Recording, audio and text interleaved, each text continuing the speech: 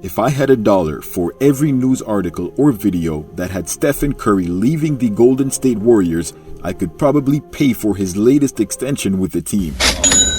Maybe. Hey, what's happening, everyone? This is Swish Culture. There is no shortage of rumors on the internet about Stephen Curry's future and about him being traded to this or that team. This isn't unusual for any of your perennial superstars. Stephen Curry, Giannis Antetokounmpo, Kevin Durant, and LeBron James are constantly being talked about in the media with regards to being traded to a new team. Unlike KD and LeBron, however, Steph has stayed with the same team for his entire career. He built the Warriors franchise, so Curry is pretty much synonymous with the Golden State Warriors dynasty. Makes sense why teams would be clamoring for him to leave the franchise. Now, could or would Stephen Curry actually leave the Warriors, and why? The most plausible reason, of course, would be for Curry to leave to win a championship elsewhere with a better supporting cast. Fortunately for the team and the confidence of his supporting cast, Curry quickly accepted an extension to his current contract and won't be heading anywhere anytime soon. What does this mean for Curry? Does he have the confidence to win with his current team, or is there something else going on? One thing it isn't for sure is to play with his Splash brother, seeing that Klay threw a tantrum and decided to go play alongside Kyrie, who was drafted #1 overall the same year as Klay, by the way, and Luka. Let's take a look at why Steph signed his extension with the Warriors so quickly and whether or not the Warriors have a chance of winning a championship this season. Before that, however, don't forget to like the video and subscribe to Swish Culture for the most analytical and entertaining NBA content on the planet. Now get ready. You're about to get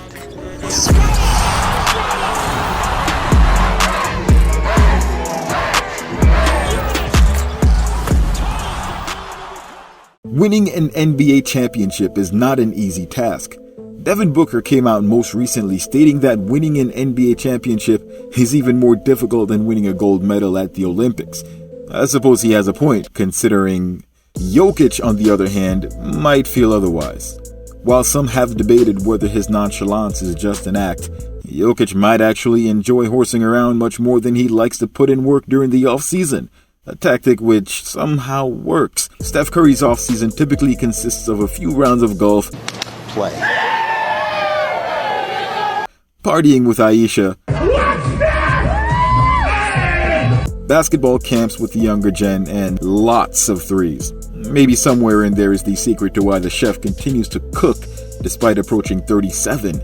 Do you guys remember this video by RDC World? James Harden went to the Nets! Yeah! So it's James, KD, and Kyrie? Yes! I'm 36!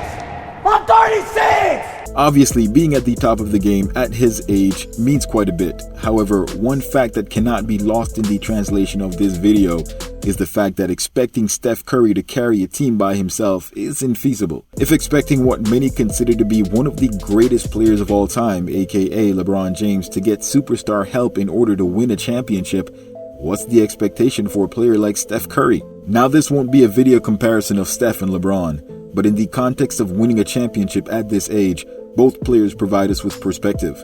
Keep in mind that what both these players are doing, while not unprecedented, is extremely rare in NBA history. By age 36, aside from Michael Jordan and Kareem Abdul-Jabbar, your other top players of all time, in no particular order, have either already retired or have a significantly reduced role with their respective teams.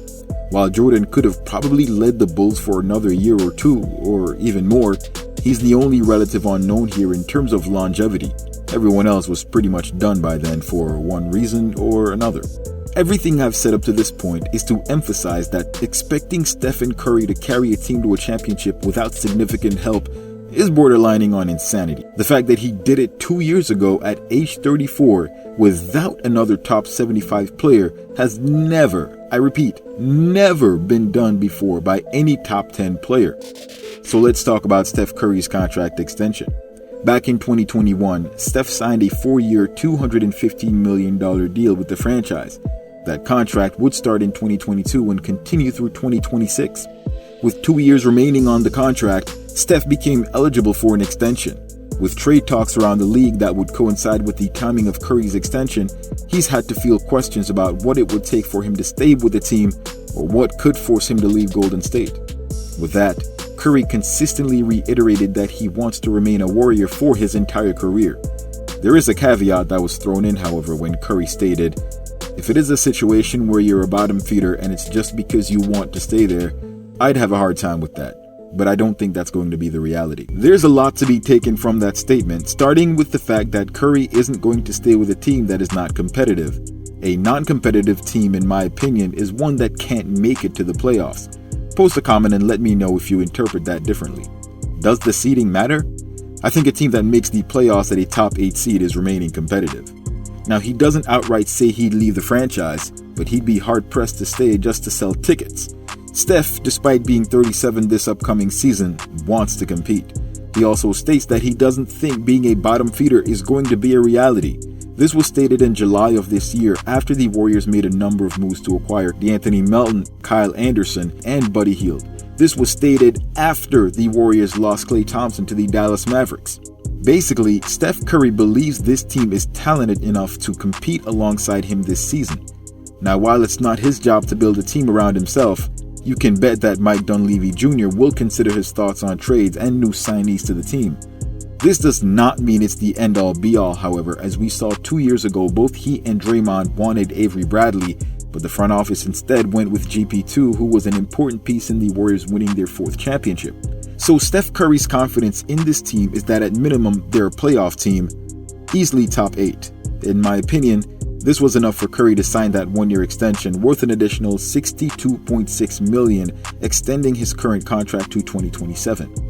Some of you might be wondering why Curry could only sign a 1-year contract extension, especially considering Dunleavy Jr.'s recent statement that the franchise cornerstone could get whatever he wants, quote unquote.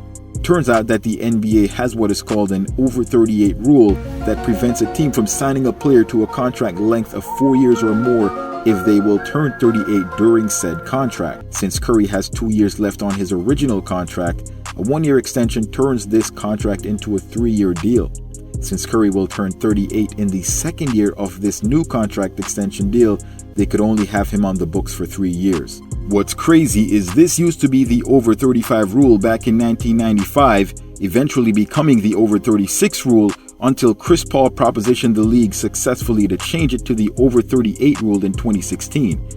The reason this rule exists in the first place, however, is to prevent teams from giving extended contracts and money in order to exploit cap space. Basically, if they overpaid a player, they could then use that cap space to sign expensive players without paying luxury tax fees. Think of it like you would roll over vacation days or roll over minutes on a cell phone plan. Anyone remember when that was a thing, or am I getting old? So with Steph Curry locked up for the maximum 3 years, we can expect he'll be trying to win a championship with the current roster and any potential improvement the team may add during that time period. Can this team compete for a championship without trading for an established superstar? We've discussed that a number of times. However, the fact is they have enough talent on the team to win a championship as currently constructed. Whether or not seasonal variables affect the players playing up to their capabilities, that's something that remains to be seen during the season. What we can look at, however, is what we can expect Steph Curry to bring to the table this upcoming season. For starters, the Warriors are going in with Stephen Curry as the number 1 option on the team. After shooting 41% from downtown last season and averaging 26 points per game, Steph Curry is no less of a threat in the half-court than he's ever been. While teams continue to put their best defenders on Steph, they're still unable to contain him. That being said, with their latest player rankings, according to HoopsHype, there are 15 better players than Stephen Curry currently in the NBA. Let that marinate for a bit. Now seriously, Rudy Gobert isn't even the starting center on a French team that, while they were good enough for 2nd place, were destroyed by 30 to the tune of Stephen Curry walking away from the Olympics with not just the Olympic gold medal. Stephen Curry, trademark night-night in French. Either way, the fact that Curry is ranked 16th means, according to HoopsHype, that Steph Curry cannot lead this team to a championship, and there are 15 other players who are more worth building a championship team around. With the Lakers and Celtics fielding multiple top 10 players, the Warriors would need, according to HoopsHype, a stronger supporting cast than any of the teams listed with a number 1 player ranked 1 through 15th to win an NBA championship. With Jonathan Kuminga being listed as the Warriors' 2nd best player and ranked 83rd overall in his top 100 debut, things aren't looking too good for Golden State, according to HoopsHype, especially when you consider that they've ranked D'Angelo Russell and Austin Reeves of the Lakers 54th and 56th respectively. Don't worry, HoopsHype, your Lakers fandom isn't showing. Not at all. The truth is that this was a rather lazy ranking of Steph that simply took the Warriors' position at the end of the regular season and attributed that as the team's ceiling as determined by Steph Curry instead of all the other issues the team faced during the year. If you haven't figured it out by now, you should probably pay attention to multiple sources for these rankings, and since most of these new rankings haven't been revealed, I decided to give a checkup on the 2K rankings, which have Steph Curry ranked 7th and Draymond as the second best Warrior at 65. Oh yeah, Gobert is ranked 51st here compared to the 15th he's ranked on HoopsHype. Clearly these rankings are a crapshoot once you get past last season's MVP. Personally, I would have Steph Curry ranked in the top 5 along with Jokic, Doncic, Giannis, and Embiid. Draymond is okay in the range of 60 to 70, however I'd rank Kuminga as well as Wiggins somewhere between 45 and 55. With 4 players in the top 100 and pods likely on the cusp of breaking into that top 100 this season, the Warriors, in my opinion, have a really good shot at another championship.